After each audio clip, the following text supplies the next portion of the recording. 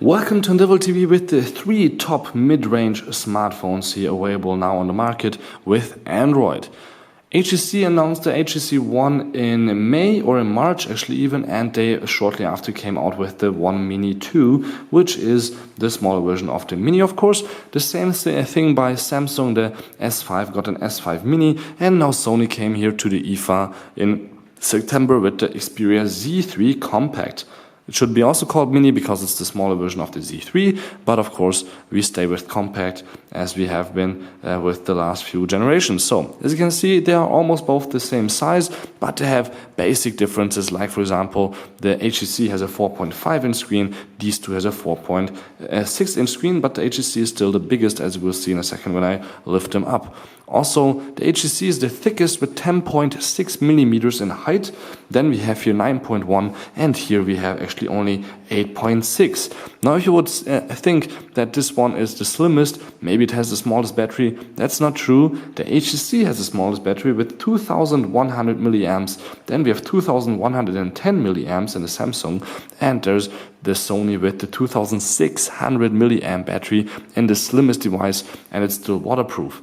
Now, of course, you cannot change the batteries in these two if the battery dies after 3, 4, 5 years, so you can only use it for 5 hours anymore. Then, of course, that's too bad. You can maybe try to change it for yourself. The Samsung has an interchangeable battery in the back, so maybe that's a plus for you. But I will stick with the Sony because it has really an amazing battery life, as you will see in my review that you can also check out online, and also of course to all the other ones also.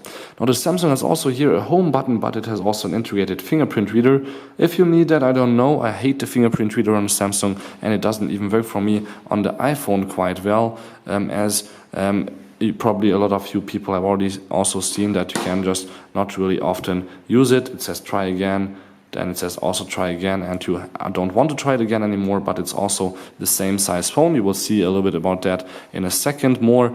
But otherwise, these two are waterproof. This one is not. You can also see here that you don't even have to cover up the micro USB or the headphone port on the Samsung to use it underwater. You actually have to close all the latches here on the Sony to use it underwater. So for charging it via USB, that's a little bit unhandy. But there's a docking station port here on the side, which is good because for 20-30 bucks you can use it with a dock, and you can use it also with the old devices dock, like the Z1 Compact or the Z1 or the Z2. So that's quite nice. And let me flip it around to show you guys a little bit the back, because that's also different here on all the phones, how they look like from the back. So all metal on the HTC, that's why it's so thick and doesn't have so much space for the battery.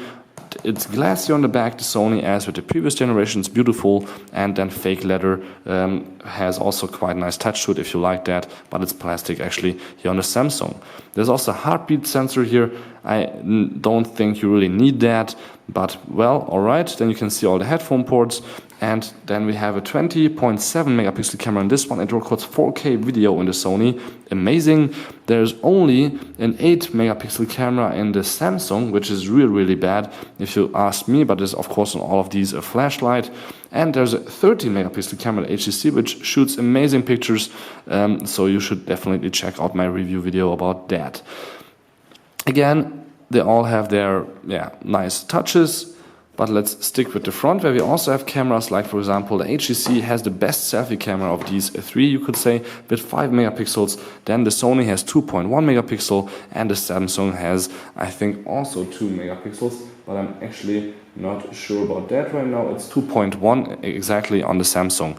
I just checked. So you can also see that the HTC has 2 speakers here on the front, but Sony has that also. And I think the Sony has even a better sound. I have a separate video about that. Check that out also on my YouTube channel. So what else should you know? Of course, the Samsung is the only one with an infrared sensor in the top, so you can use it to control your whole multimedia system at home, like your TV, your hi-fi system, and anything with infrared that you want to program. These two doesn't have it, even though the big HTC, the HTC One, has infrared and the Sony doesn't. But what Sony has, you already saw it here. I can just double tap the screen and it turns on if you don't want to press it here on the side. The Samsung has the button on the front, which I hate, because if it's in my pocket and something's next to it, the display turns on always, and it can accidentally unlock itself if you don't have a code. And the HTC has the on button on the top, which is also not that handy if you ask me. Double tap would be also nice there, but I think you can enable it. I was just too lazy till now. Let me actually check here on the display. It maybe is available, but no, it only says something about gestures. Anyway, so you can see on all three the screens, they are all on maximum brightness right now. The Samsung has the brightest one, but what I find also interesting a lot is which one has the least brightest one, because I want to know if I'm out in the dark or maybe just sitting, lying in my bed at night, I don't want it to be all that bright, so it kills my eyes. So if I go here to the brightness, turn it all the way down, you can see Sony is so dark you can't even see it if I can't lift it up. The same for Samsung. If I go all the way down, you can't even see it. Here with the brightness for the HTC One, if I turn it down to all the way, you can a little bit still see the screen, but let me lift it up. So, oops, I locked it accidentally, so you can see here the screen is still quite nice. Of course, with this bright light, it's all right. Here the S5, you can't almost see anything, which is amazing. I think I love that feature because the iPhone has especially the same feature, and here with the Sony it's also so dark that it's really awesome to use at dark, for example in a club, and you won't disturb anybody. So let's go awake again here, back to the maximum brightness, and I always hit accidentally here the power button and 3 times, and there we go. So what else you should know, guys, about these devices is the Sony is right now the most expensive, but the price will drop to the same as the other ones. And if you think about not buying an Android phone, of course the iPhone is still an option. It costs $500-600, the small one. The bigger ones, of course, a little bit more. I'm not sure if you want to buy an iPhone though, because I don't really like it.